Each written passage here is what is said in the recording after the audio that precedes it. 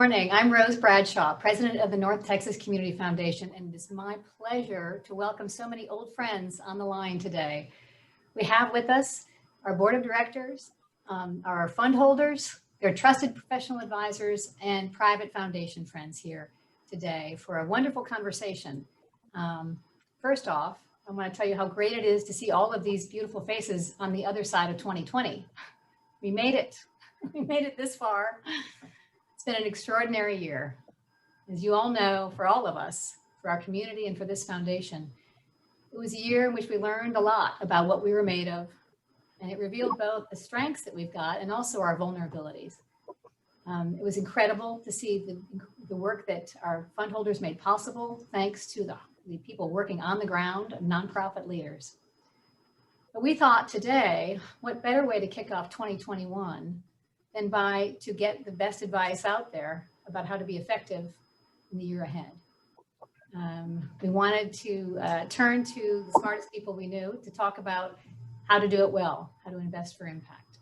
So with no further ado, I want to welcome our special guests today. We have Pete Guerin, John Robinson, and Wesley Gentle. Now, I know these men need no introduction, but we're going to tell you a little bit about them. You know that Pete is the president and CEO of Sid Richardson Foundation. Their focus is on education, health and human services, and cultural organizations. You see their work across the community, but maybe many of you do know this already, but prior to joining the foundation, Pete served for 8 years in the Department of Defense, including as Secretary of the Army. And he had 4 terms as a U.S. Congressman. Pete, thank you for your service. I guess you could say they need you back in DC, but we won't let you go. We're going to keep you right here. Do everything we can to do that. John Robinson, a proud horned frog, as we all know.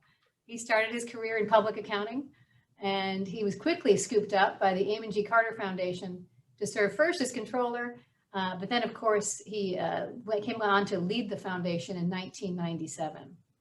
The Amon Carter Foundation supports art and culture, civic and public affairs, education, health, and human services. As you all know, Pete and John's civic engagements are just too many and too numerous to count. But suffice to say, we know we're all better off because of their personal and professional commitment to this community. Wesley Gentle joins us from the Arts Council of Fort Worth. Wesley, great to see you. It looks like you've got the right equipment for this conversation. We have Wesley's with us. He runs the competitive, he's with the Arts Council, and as many of you know, the Arts Council has a competitive grants program that supports the visual and performing arts organizations in town. Wesley, what you may not know is Wesley received his master's in opera performance from the Boston Conservatory, and he continues to perform throughout DFW. As you'll hear, Wesley is also a member of Worth, which is our Community Foundation's Next Generation program. I want to thank you all for being with us today, and I'm really looking forward to the conversation. So to kick things off, I would love to hear some general reflections from our guests about 2020. It was clearly a year full of surprises. So I'd love to hear first from you, John. What was it about our community's response, for better or worse, that you'd like to comment on? Well, I appreciate everybody coming today. You know, when Rose asked us to think back on 2020, I had always heard there are a significant number of individuals and families that live paycheck to paycheck, but I was stunned by how quickly some of the needs arose last March. You know, within the first week of the shutdown, people were surrendering, they were abandoning pets and looking for supplemental food. On the other hand, I was very encouraged by how quickly these giving groups were convened by community foundations to coordinate the support efforts. There was an immediate outpouring of generosity which carried over through Giving Day in September and then throughout the rest of 2020. So as tough as it was, there were some real positives. Yeah, thank you, John. And Pete, what thoughts do you have to share on looking back at 2020 and what happened across the board? Thank you, Rose, and thank you for hosting this. And I also want to thank your team that pulled together this program. And And it's a delight to share this day with so many of my friends that I haven't been able to see over the last nearly a year now. So thank you. Today, I'm going to focus on two issues, food security and public education. And I'm going to look back into 2020 and examine the issue of food security, not just to look at what happened, but celebrate the extraordinary work of our nonprofit community.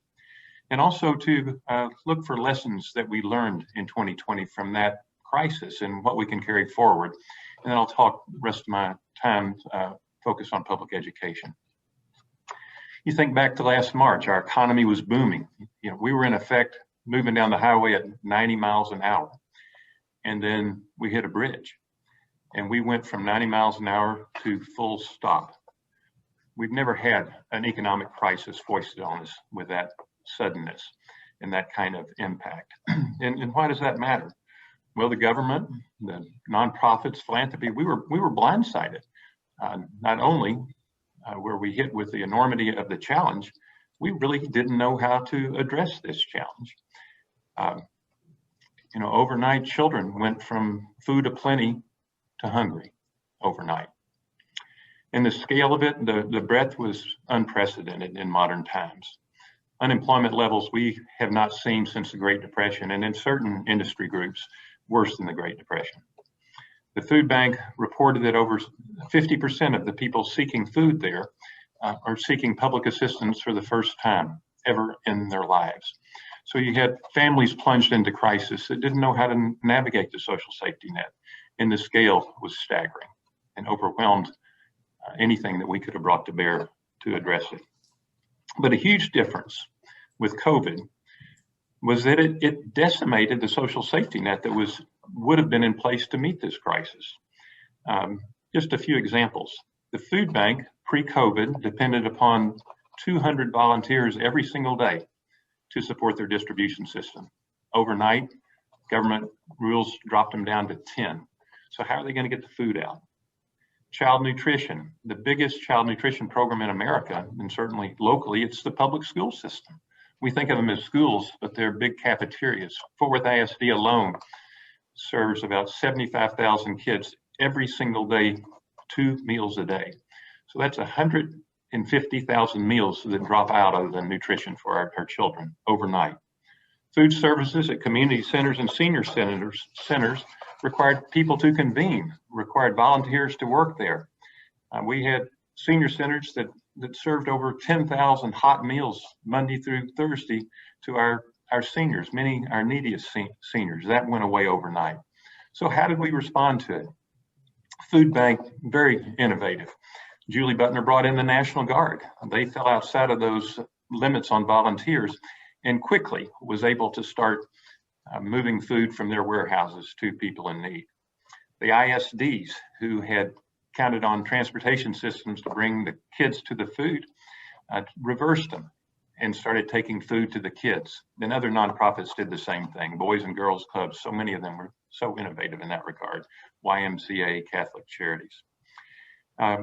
Big organizations like Catholic Charities and Meals on Wheels completely reorganized their workforces and tripled the number of people that they were able to serve. That couldn't happen overnight, but it happened quickly.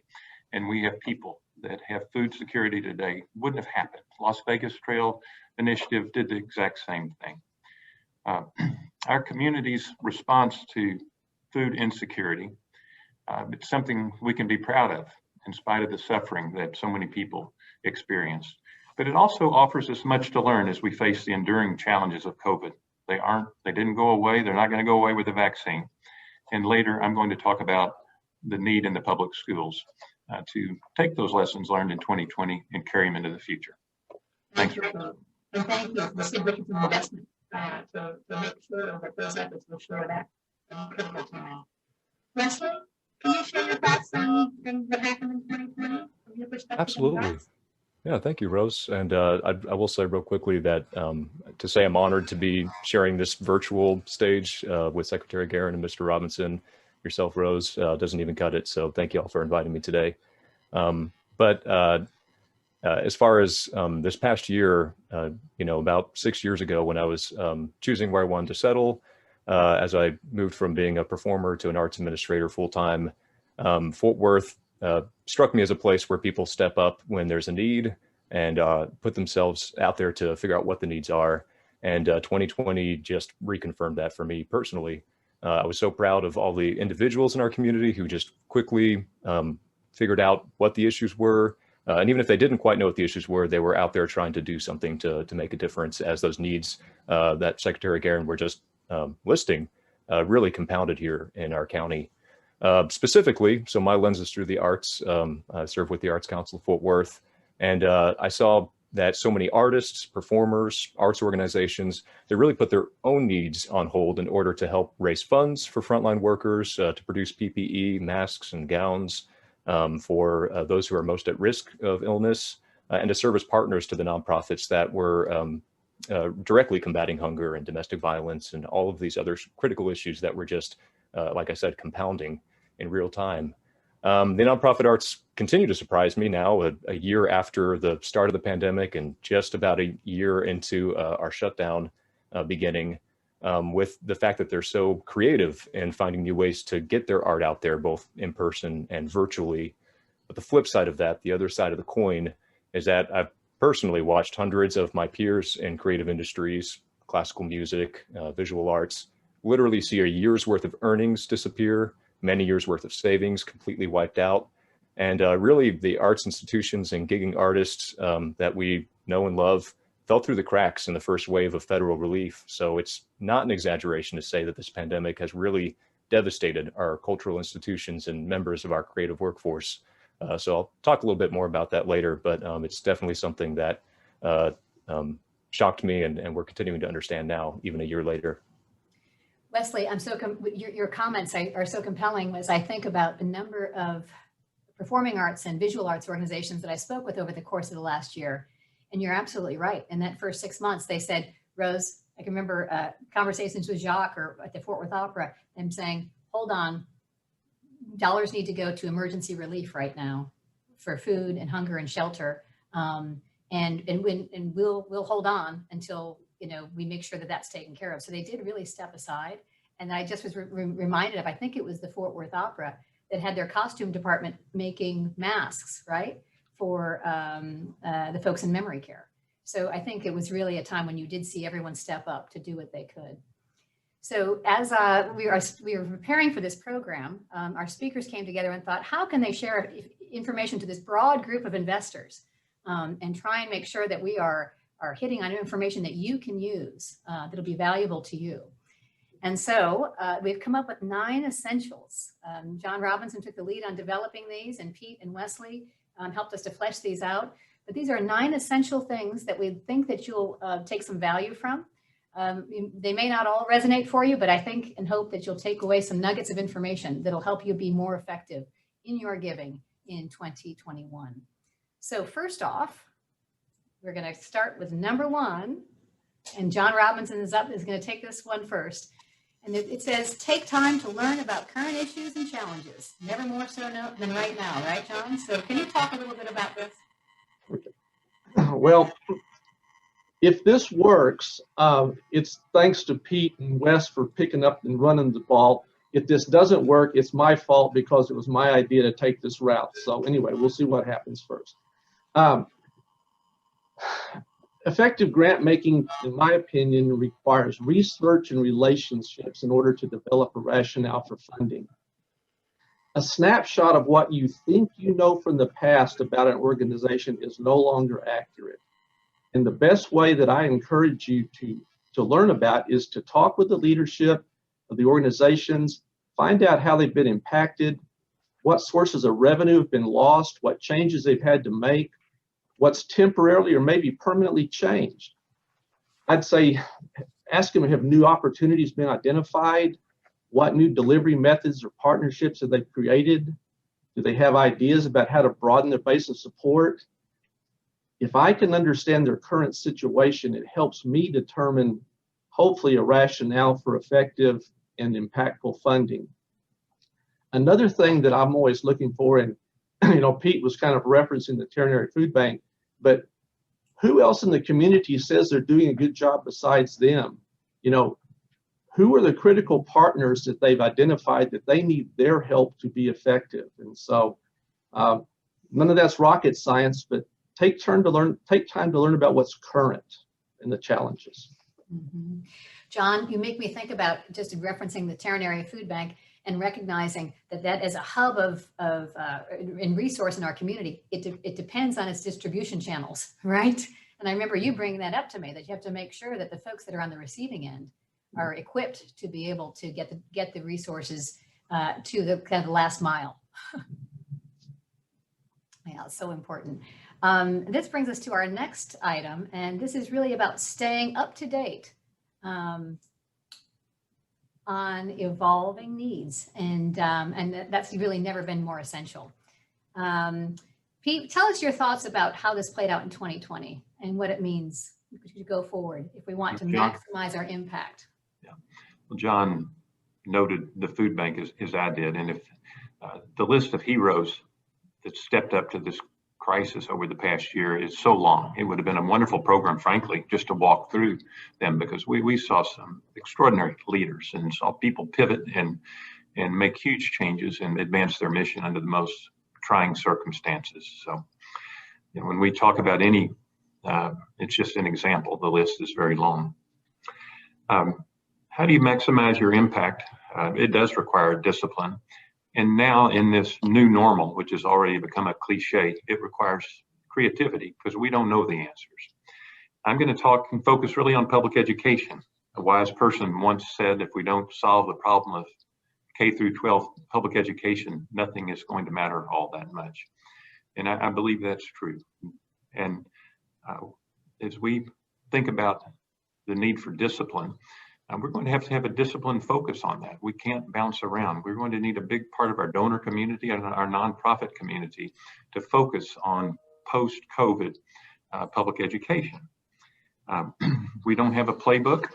It requires creativity. We've never done this before. We have had the children K through 12 or pre-K through 12 in some circumstances. We've pretty much had that playbook down. But now we have children that have, in many cases, have lost a full year and a half of schoolwork. And we need to have the discipline to identify and be very frank about the problem. We can't sugarcoat it, and it's such a difficult problem. There's going to be a huge temptation to sugarcoat it and wish it away. And we're going to need the creativity of everybody on this call, as well as people all across the nonprofit sector, to develop that playbook. So let me identify an aspect of the problem as I see it, and a huge problem for us that is going to be with us forever. And it could be with these children for the rest of their lives if we don't do something about it. And that's learning loss. For many kids, many of these school districts, up to 50% of the kids have no meaningful interaction with the school system right now. Many kids sign in, present, and never log in again. The stories about the drastic increase in the failure rates have been in the Star Telegram. They talked about it again today. And that's a huge problem. How are we going to catch that up? You read this morning about some of the plans to address that, but there are only so many hours in the day. Are we going to have to add more hours in the day to do more than normally we need to do over the course of a year? But less reported is the passing rate for kids who don't log in at all. Straight A students who spend less than 30 minutes a day logged in. What's going on there? Are we failing those kids? I think the answer is we are failing those kids, and we're not owning up to the challenges that those kids face. We have countless households on the wrong side of the digital divide. This has really pointed that out. 25% of the 4th ISD households could not connect to the internet. You think, well, everybody has a cell phone. Well, they have the cell phone with a data plan. They can't support online learning. And the kids don't have we had the World Book when we were young. They don't have the internet in order to do research at home. So this pointed up a huge problem between the haves and have-nots, and those are on one side or the other of the digital divide. And we've seen the need for parents to step up in a big way. You know, we have so many parents that really are not capable either for language or personal education or their technology fluency. They haven't been able to help the kids. They haven't been able to help them keep on track. So we have again, couldn't even guess the number, but countless. And you look across the state and across the country, it's millions of kids that have lost a year and a half of school. And somehow we're going to have to figure out a way to make that up. We can't have these children turn 18 and have had 10 and a half years of school. So the nonprofit community, the philanthropy community is going to have to step up and figure that out. And we don't need just your money, we need your creativity. That's right, Pete, and I think I appreciate you keeping our focus on that, because this is the long haul, right? And these kids have lost a year. How do we really make sure with the district that we're keeping them on track? There's some important work that's gone on around digital connectivity, and a lot of funders on the line have participated in that. I know the Morris Foundation and Reed Fort Worth have provided lead on that, as has the city, to make sure we're creating hotspots across the community. But it's going to take consistent support over time, and we can't lose focus on that and on those students. Mm-hmm. And as there are so many needs out there that are requiring our support and flexible support, it's meant that a lot of donors have stepped up to provide general operating support. That's the need that's been there, because they needed to be able to pivot, as Pete said, quickly. And in fact, actually a bulk of our donors and the funding that comes out of the Community Foundation does go to support general operating support for fund holders' favorite organizations. That's important, and that's really important dollars. For those who had to step up in 2020, a lot of them are thinking, okay, what do I do in 2021? How do I manage expectations on the part of my grantees, and knowing that this was maybe an extraordinary year in which I won't be able to continue to provide that level of general operating support, where I may be wanting to make it more program specific. I'd love to hear, John, your thoughts on that. Many people come to your door requesting support, and managing that relationship and the plan for that is important. I think part of the reason my hair turned gray had to do with trying to manage this issue right here, but that's beside the point. This may surprise the people on the call today, but one unexpected situation we're facing right now is capital campaign activity is the slowest that I can ever remember. You know, there's obviously several projects that are going on right now, but there's very few new ones starting. Typically, 1/3 to as much as 1/2 of our grant agendas are capital related. So this pause right now is providing considerable flexibility to us for our current funding considerations. The truth is, all funders have some organizations they support every year. And the reality is, as Rose mentions, once you're involved with general operations, it is very hard to stop without creating disruption. So my approach is to try to encourage organizations to always have a cafeteria list of various needs and major budget items. Whenever possible, I try to identify non-recurring items so that when we're increasing our support, it can be tied to a specific time-sensitive activity. For instance, I try not to be challenges are us, but we do matching grants a lot, and hopefully they're going to generate new funding that will provide a broader base of future operating support. I picked 2 examples out of our upcoming February meeting. One group that we support has lost quite a bit of earned revenue from a decrease in their sale of food. Since this is a temporary situation for them, we're planning to provide a bridge support only for 2021 and fund their debt service for this coming year. That'll relieve some of the pressure on their operating budget, but hopefully when things return to normal, we'll be done with that. I was intentionally trying not to use names of specific organizations, but that's kind of out the window now. But in the case of Carter Blood Care, their issue is blood donors. Historically, blood drives have taken place at businesses, in schools, but that's no longer yielding the products that are needed. So what we've been asked to do is assist them with their efforts to completely revamp and redirect their marketing appeals and strategies to reach new audiences. For them, our increased support is tied specifically to a 2-year pilot And so they know it'll be ending, so there won't be that shock to their budget. One other idea for you, if you're thinking for ways to support, up here, we made the decision not to support transportation. We just don't do that. But one organization I talked to relies heavily on donated furniture, and they needed a new truck. So under the category of if you want to help somebody, you can find a way to do it. After hearing their story, I suggested that they use some of their reserve funds to purchase the truck and then ask the foundation to replenish their reserves. So kind of a right pocket, left pocket thing, but we didn't fund transportation. But to wrap this part up, to repeat myself, when you have a relationship with the organization, it's easier to understand their operations and needs. It makes it easier to identify how and where you can assist them with things like strategic or matching grants, facility maintenance issues, marketing efforts, technology improvements, things that have a start and an end. Great, John. And can you hear me now?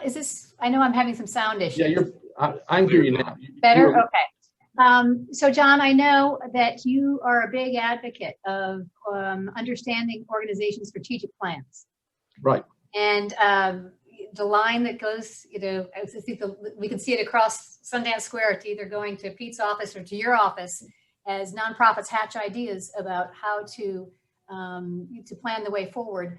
You're often a sounding board from the outset. Can you talk about why that's so critical?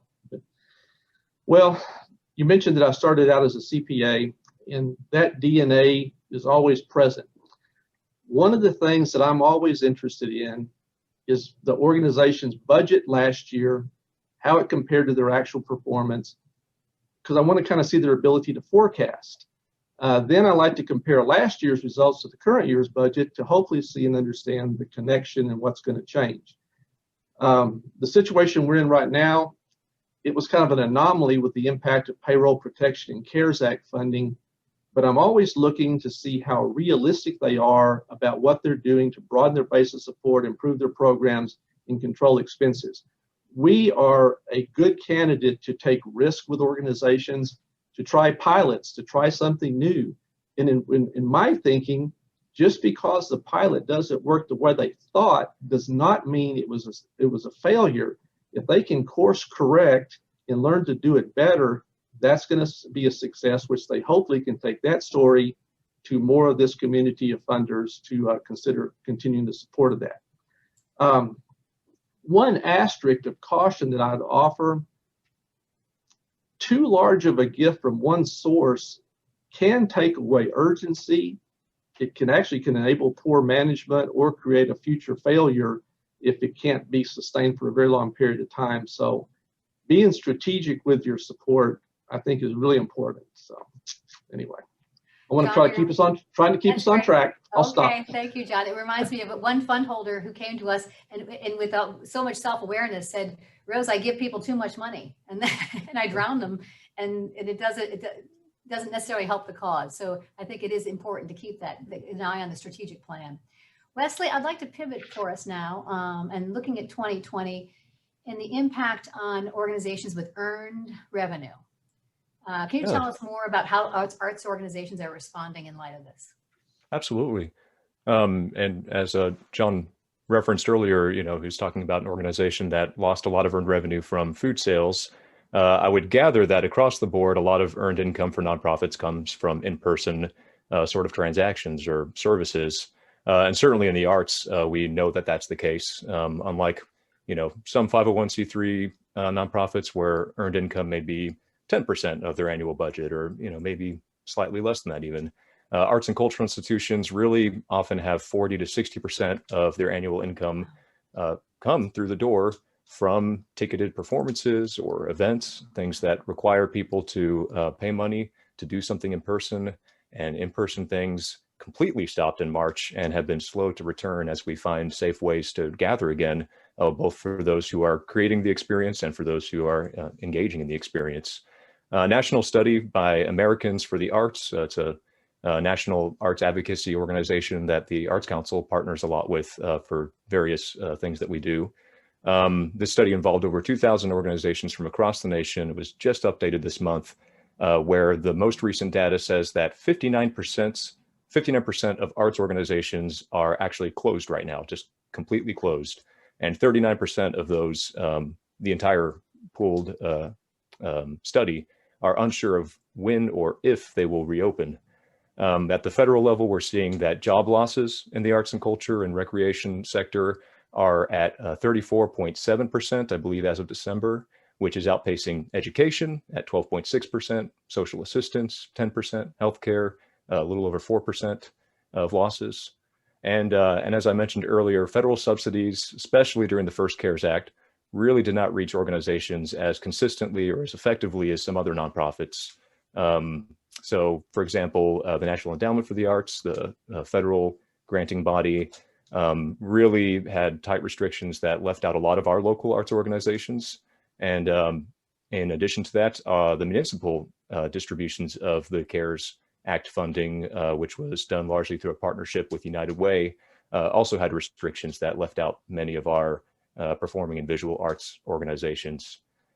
So that type of assistance that was supposed to help correct for some of these losses that we saw work very effectively, actually, in other parts of our nonprofit sector, were not taking effect in the arts and culture sector the way that we would have hoped and frankly needed, as we've seen large and mid-sized arts nonprofits have let go of a lot of full-time and part-time employees, especially at front-facing jobs, so the front desk ticket sellers.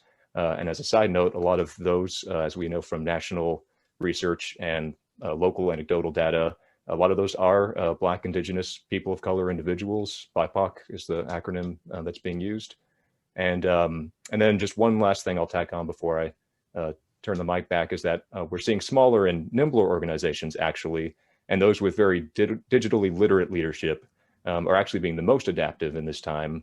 They're resorting to virtual platforms to provide their services or doing very limited and unique in-person engagements. However, across the board, we're seeing that these pivots are generating much less revenue than traditional in-person events. So even still, the model hasn't quite caught up to the gaps in revenue. Sure. Boy, is that striking. When you look back and you said 35% is the hit that arts and culture and recreation have taken in employment. So down 35%. Wow. That is something that we now will need to address in 2021, right? Absolutely. Okay, thank you. I'd like to turn now to Pete. Pete, you have such valuable perspective to share on this next item. I know 2020 did reveal that our children and schools and agencies that serve them are facing a real uphill battle. Can you talk about sort of the compounding effect for youth right now? Thanks, Rose. And there are so many examples of the youth in crisis over the course of this COVID pandemic. Everything from child abuse to neglect, and the list goes on and on. But I'm going to stick with my focus on public education. I believe that is a crisis, and it's a crisis it's going to live with us forever if we don't have a sense of urgency about it. It's a house afire, in my opinion.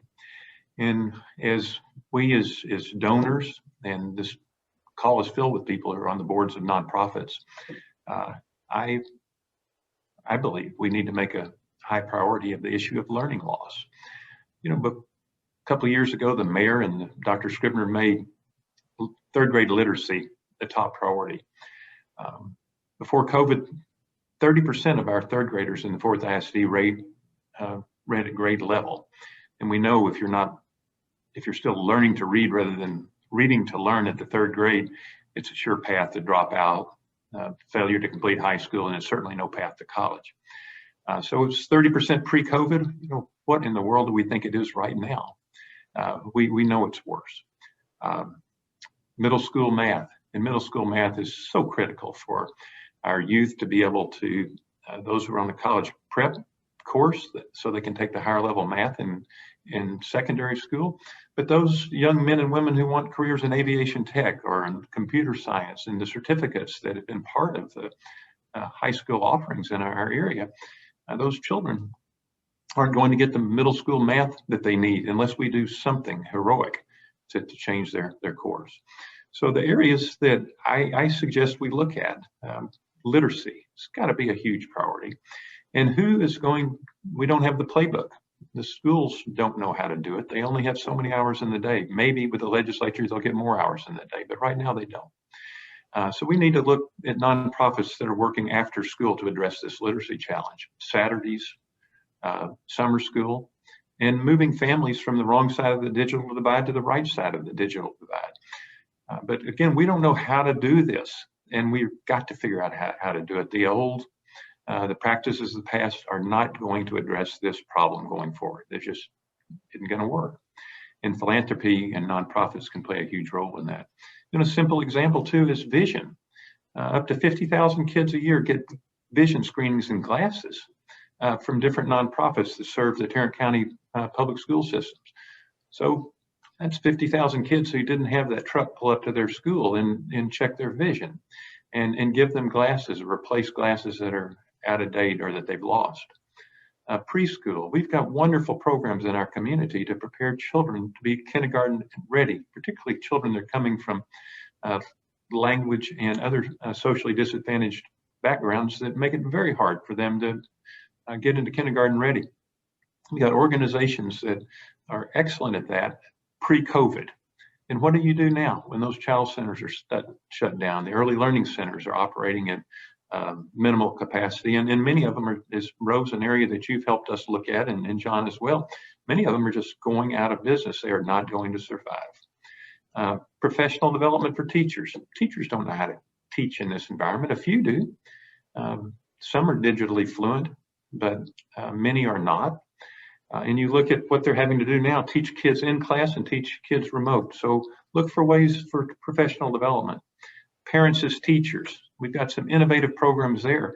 We've got to help parents be a child's first teacher. We got to do it better. We got to do it more. And we've got to step up to help make up the gaps that we've suffered over the last 2 semesters.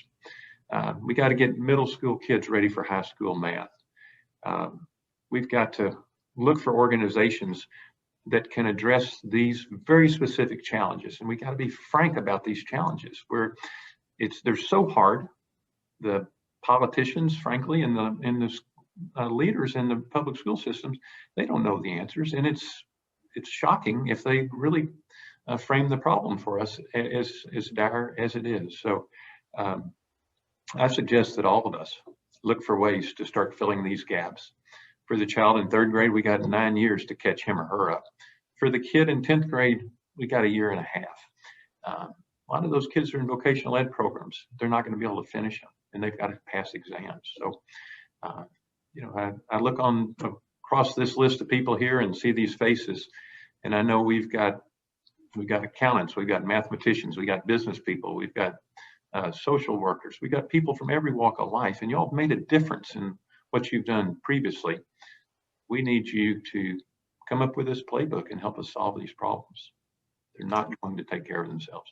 Thank you, Pete. And I appreciate the perspective, that broad perspective on the span of opportunity that's out there. And I know all of us on the line here, or the speakers anyway, can speak to the incredible ingenuity we've seen on the part of our executive nonprofit leaders. I know we were recently on a call with Clayton Yes and the YMCA and Boys and Girls Club, Girls Inc. These agencies are really stepping up right now. And I think there's plenty of room for all of us to choose our lane, choose the thing that's most important to us, and really double down right now to focus on this issue. With that, I want to turn back to Wesley, and let's think about those organizations that are out there that may not survive this year and what that cost is to our organization, to our community. If they go out of business this year, what will we do in September in 22 when we need to rebuild that capacity? Wesley? Yes, thank you. I think maybe in John, one of your earlier remarks, you talked about looking at what partners an organization has, who relies on that organization for this kind of ecosystem of support in providing services to our community. And certainly in the arts, it's a very tight-knit community that relies heavily on every organization being healthy and continuing And fortunately, at least for those that the Arts Council serves directly through the grants program, we haven't seen any nonprofits in the arts become insolvent or completely shut their doors permanently as of today. But the reality is, if organizations can't adapt to the new normal, if they can't get through this gap, find that bridge and get across, they won't survive. And the reality of them not surviving is that each of these organizations doesn't really have a clear competitor in this marketplace or in this community. They don't have a similar organization or group that is able or ready to fill the vacuum that would be left if they disappeared. And that means that all the specialized jobs that are tied to that organization or supported by that organization, actors, musicians, visual artists, curators, arts admins, across the board, those jobs disappear, they don't come back, and we lose opportunities for those individuals to stay in Fort Worth. And it really does have a chain reaction that erodes the strength of our cultural sector, and thereby tourism and so many other parts, our education. We know the ripple effects and how they go out. And it, of course, goes the other way too. If we lose, chinks in the armor of our education here, of our food security networks, anytime something disappears, those ripples are felt. I think Pete put it really beautifully in a call that we had prior to this, but he described it as patient capital. So donors, board leaders, those who can provide patient capital, the willingness to give and get that bridge built to get us through the new normal, really helps organizations experiment with untested models for delivering programs and earning income, and really helps groups fail forward as they try to figure out what now looks like and what the future is going to look like. So that's definitely something that is needed for everyone. I'll also say too, as from a leadership standpoint, for those that are in positions to help organizations make good decisions, as organizations downsize, they often experience pressure to let go of fundraising, communication staff, program staff that oversee very crucial programs. And when these staff positions are let go, when these organizations lose those institutional capacity points, it really does hurt their ability to innovate. And then when it comes time to fully recover and start to grow again, it's going to be a real difficult place that they'll find themselves. So that patient capital and that patient leadership, I think, is going to be crucial to making sure we don't lose key parts of our ecosystem here. Thank you, Wesley. You remind me something that we spoke about when my husband was recruiting me to move to Fort Worth. Part of the package was the Fort Worth Opera, the Fort Worth Symphony, the Amon Carter, the Modern, the Kimball. The list goes on, and we know how much these are really our treasures. And we have to make sure we're participating and supporting them so that they are here for the long haul. And those are the major institutions, right? We also want to keep that ecosystem of artists in the community.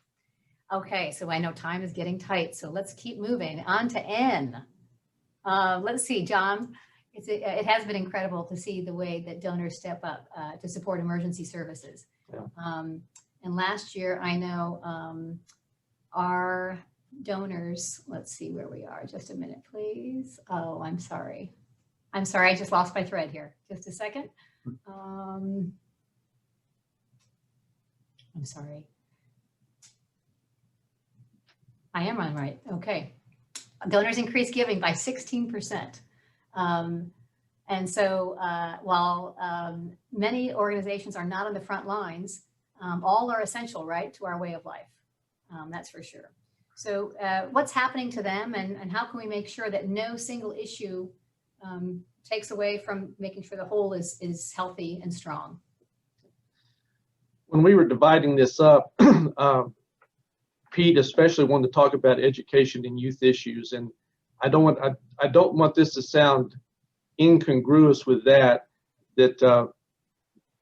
is a singly important issue. But my point on this topic is, in addition to these obviously critical human service needs, if we ignore other areas, they may create bigger problems down the road. A number of years ago, we were facing in Fort Worth a serious problem with gang intervention. And so there was a big effort on the part of Boys and Girls Clubs in the city of Fort Worth to address this. And once it was successful, but once the activity decreased, city funding was diverted to other areas, and it wasn't long before that issue returned. And so I encourage you to go where you're interested, but be aware that there's other stuff out there as well that I don't want it to become a problem. Self-admission, my biggest challenge is we are a broad-based funder. We fund education, we fund health, we fund the arts, social services, as well as the always popular miscellaneous other. We obviously prioritize our giving to respond to organizations within all these categories, which means we can't fund everything, but we still have to remain aware of these other issues so that they don't get out of hand.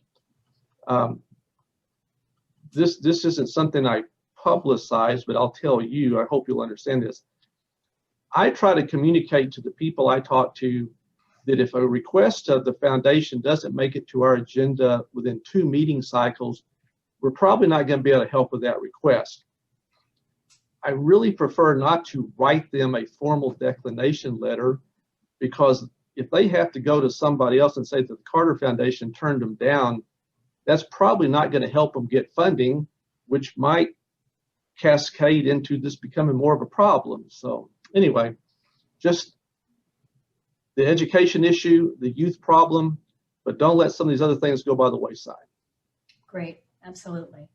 Okay, so now, Wesley, we're going to ask you to wrap it up here, and let's talk about, I know you're involved with Worth, our Next Generation program, and how important that is to help young professionals who are stepping up to the plate know that what they give today does make a difference.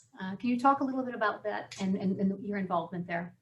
Absolutely, yeah, and I hope I don't take too much time on this because it is such a great topic, and I know we want to leave some time for questions, but I did have the privilege of participating in Worth, which is the North Texas Community Foundation's program many of you are probably familiar with, which really does help the next generation, millennials like myself, really understand, gain the knowledge and skills that we need to make really thoughtful contributions. And on top of that, leverage those contributions, those combined giving grants that are matched by generous donors to the foundation, many of whom I imagine are probably been on this call. And those grants collectively, when that funding is combined, really do make transformative gifts to area nonprofits in a specific focus area. So the group decides on an area to pay attention to and to kind of narrow the field of the requests for proposals that are received and evaluated.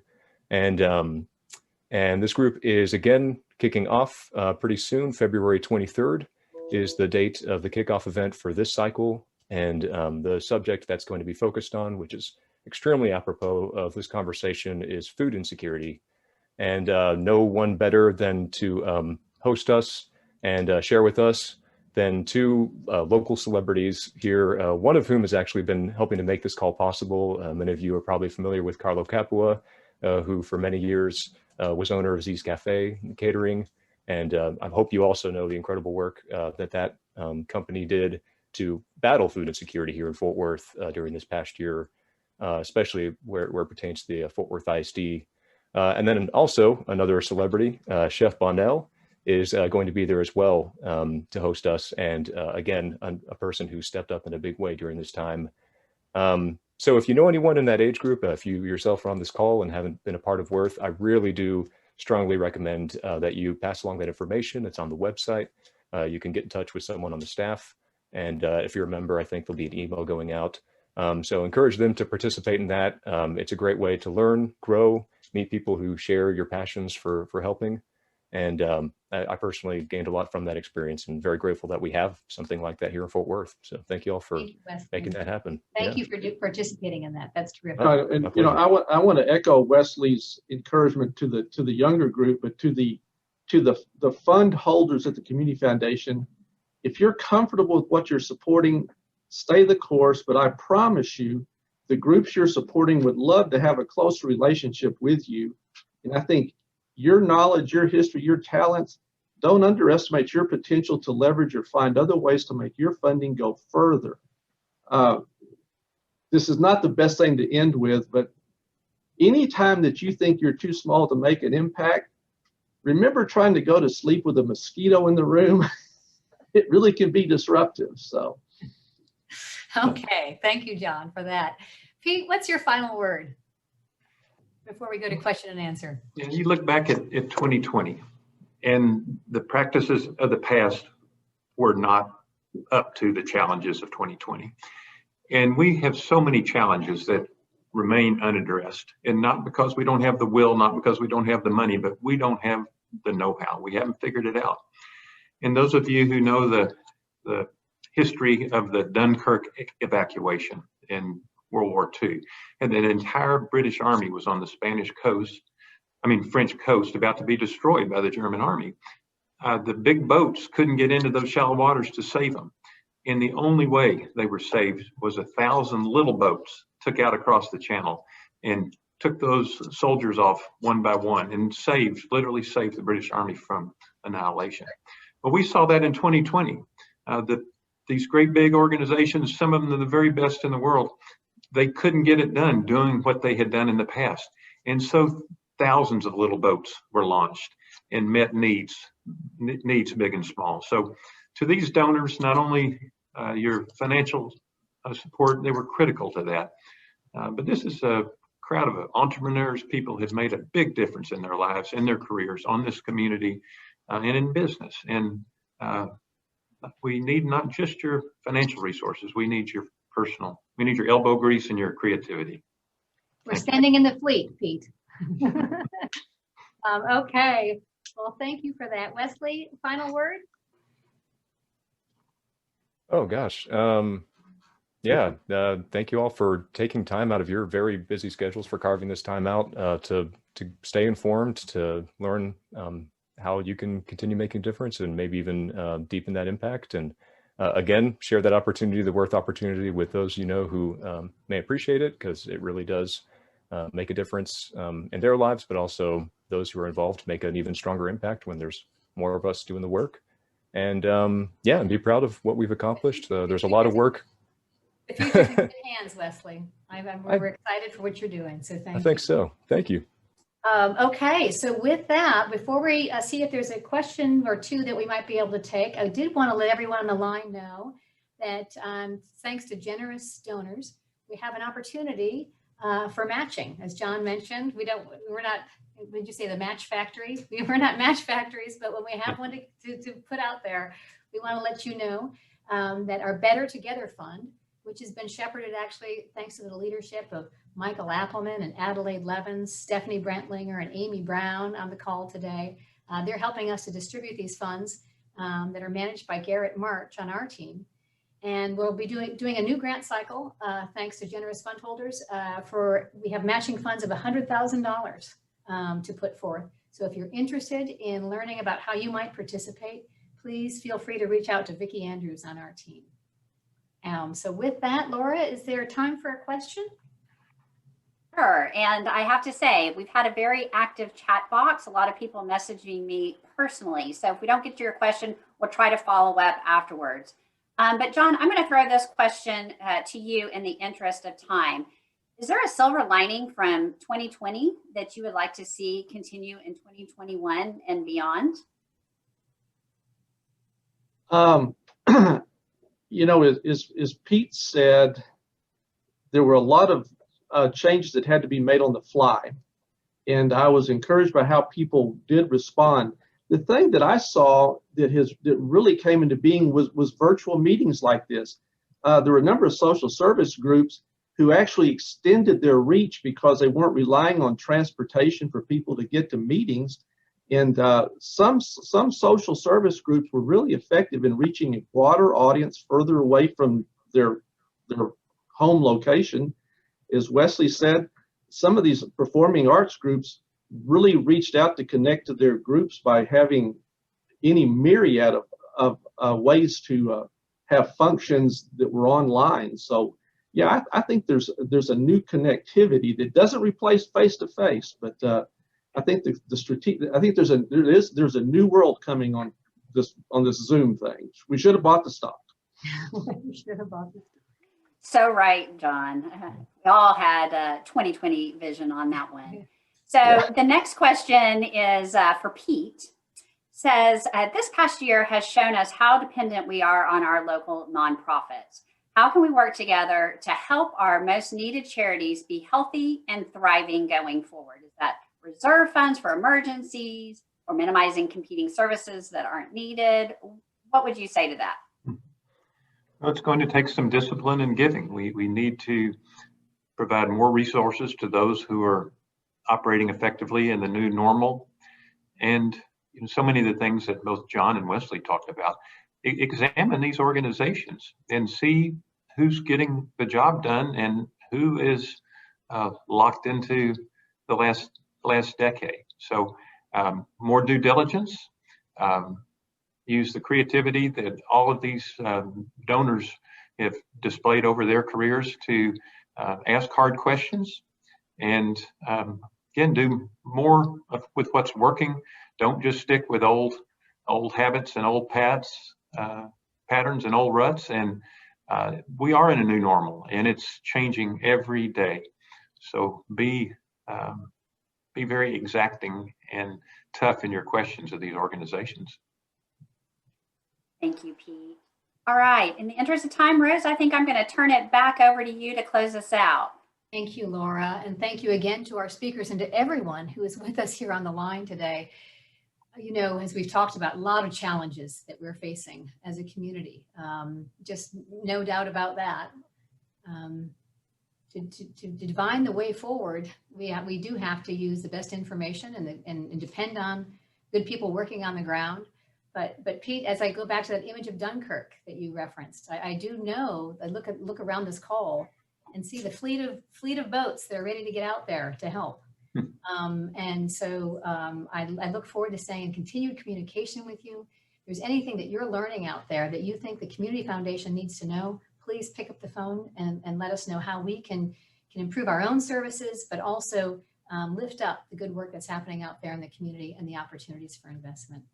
Thank you all for your time. Here's to a great 2021, and we'll talk to you soon. Take care.